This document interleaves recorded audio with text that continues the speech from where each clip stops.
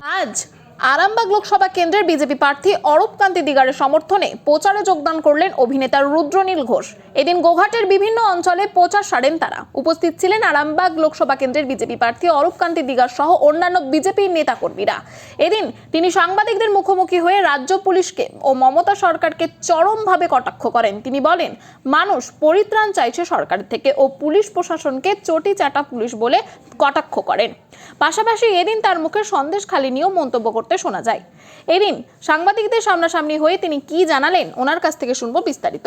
24 hours আরামবাগের report. করতে চাইছে হীরকের রাজা সিনেমা আমরা দেখেছি। এই হীরকের রানী এখানে যে মগজ ধোলাই করার মধ্য দিয়ে আপনাদের মগজকে বিভ্রান্ত করতে চাইছে। কিন্তু পশ্চিম বাংলার এই কৃষ্টি, এই সংস্কৃতি বিদ্যাসাগরের বাংলা, এটা হচ্ছে বিদ্যাসাগরের বাংলা, এটা রামমোহন রায়ের বাংলা, এটা শরৎচন্দ্রের বাংলা, এটা ঠাকুরশ্রী পরমহংস রামকৃষ্ণদেবের বাংলা, এটা মা সারদা দেবীর বাংলা। পরিবেশ পরিস্থিতি একটাই যে মানুষ পরিত্রাণ চাইছে চোর জোচ্চোর তস্করদের কাছ থেকে, যারা গুন্ডা তাদের কাছ থেকে। কিন্তু কেন্দ্রীয় নির্বাচন কমিশন যথেষ্ট রকম চেষ্টা করছেন, তারপরেও তৃণমূল পরিচালিত দীর্ঘদিনের ক্রাইম কমাবার নাম করে বাড়াবার যে সিস্টেম পুলিশ, তাদেরকে দেখতেই পাওয়া যাচ্ছে খুব অদ্ভুত রকমভাবে। আমি দেখলাম আস্তে আস্তে যে বাইক বাহিনী নিষিদ্ধ, তারপরেও দেখতে পাওয়া যাচ্ছে যে পুলিশ আর বাইক বাহিনী আমি দেখলাম একসঙ্গে এক জায়গা দিয়ে বেরিয়ে গেল। মানে আমি নিজে, আমার কাছে এটা বড় প্রশ্নের। অবশ্যই ডেফিনেটলি মানুষ যা কমপ্লেন করে যে তৃণমূলের গুন্ডারা সমাজ থেকে যে টাকাটা লোটে সেটা নাকি পুলিশের ভ্যানে করে সেই পৌঁছয়, এই কথা মানুষ বলে। তো ক্রমশই স্পষ্ট হচ্ছে যদি এই দায় না থাকতো তাহলে নির্বাচন কমিশনের আন্ডারে, কেন্দ্রীয় নির্বাচন কমিশনের আন্ডারে পুলিশ চলে আসবার পরেও আবার কিন্তু আমরা এর আগেও দেখেছিলাম সন্দেশখালি থেকে শুরু করে বাকি দিলীপবাবুর ওপরে পাথর আঘাত করছে যখন পুলিশ, তখন নীরব ভূমিকায় চলে আসছে। আবার দেখে মনে হচ্ছে প্রমোশনের লোভ বা ট্রান্সফারের ভয়েতে আবার সেই চটিচাটা পুলিশ হিসেবে নিজেকে গর্বিত বোধ করছে পুলিশ। অর্থাৎ অগণতান্ত্রিক ব্যবস্থা, বেআইনি ব্যবস্থা, এটা পুলিশ কিন্তু জড়াচ্ছে নিজেকে। তৃণমূলের মিছিলে দেখা যাচ্ছে যেখানে প্রার্থী প্রচার করছে রাজ্য পুলিশ প্রচুর পরিমাণে, সেখানে আপনাদের কেন্দ্রীয় বাহিনী ব্যবহার করতে হচ্ছে না, কেন্দ্রীয় পুলিশ ব্যবহার করতে হচ্ছে না।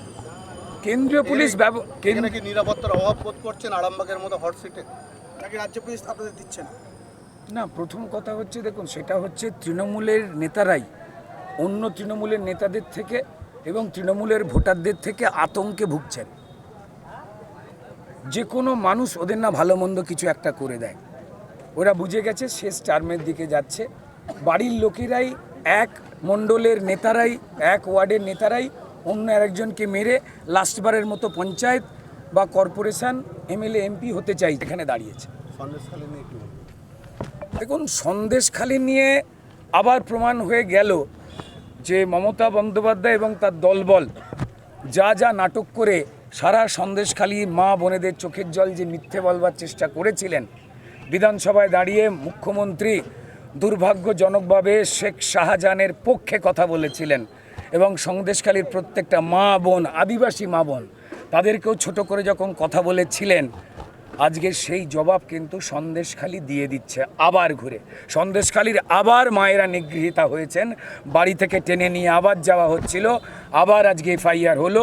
তাই পরিষ্কার তৃণমূলের নবনেতা, কোচি নেতারা স্টেজে এসে যা যা বড় বড় কথা বলছেন, পশ্চিমবঙ্গেই ভালো করে চেনেন না তো সন্দেশখালী। আরামবাগ জুড়েও ফোন কল ভাইরাল হচ্ছে, এমনটাই অভিযোগ, কি বলবেন? এবং বলা হচ্ছে এটা বিজেপি নেতাদের, বিজেপি কর্মীদের ফোন কল ভাইরাল। না, আমি তো শুনেছিলাম অভিষেক বন্দ্যোপাধ্যায়ের বাড়ি নেই বলে সবাইকে ফোন করে ইভেন পিসির সঙ্গে অশান্তি করছে যে আবাস, কেন্দ্রীয় আবাস যোজনার এত বাড়ি সেন্ট্রাল গভর্নমেন্টে তুমি চুরি করে বাকি তৃণমূল নেতাদের দিলে আর আমায় দিলে না কেন পিসি, এটা নিয়ে অশান্তি হচ্ছে শুনেছি। এবার কার মাথা ফাটে, কার ব্যান্ডেজ হয় আমি জানি না, এইটুকুই শুনতে পাচ্ছি। আর হ্যাঁ, আপনার সহকর্মীদের তাকে জয় শ্রীরাম বলতে শোনা যাচ্ছে, কি বলবেন? দেখুন, মমতা বন্দ্যোপাধ্যায় জয় শ্রীরামকে গালাগাল ভেবে জয় শ্রীরামের মন্ত্রিসভাতেই মন্ত্রী সেজেছিলেন এবং বেইমানি করেছেন, সারা ভারতবর্ষ জানে।